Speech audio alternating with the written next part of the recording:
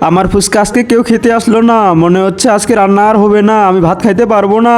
দাদি আমাকে ফুচকা খেতে দিন। ঠিক আছে বেটি, এই নাও।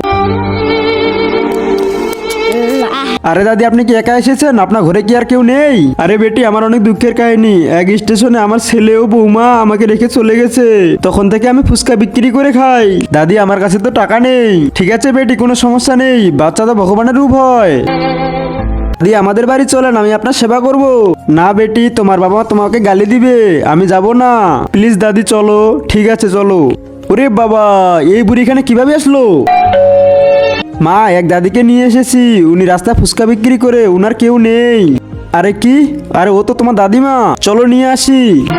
আরে বৌমা, আরে মা দাঁড়ান। মা, আমাদের মাফ করে দেন, আমাদের অনেক বড় ভুল হয়ে গেছে। আপনি যা শাস্তি দেবেন আমরা মেনে নেব। ঘরে চলেন। না বৌমা, আমি ঘরে যাব না। চলো দাদি প্লিজ। ঠিক আছে চলো।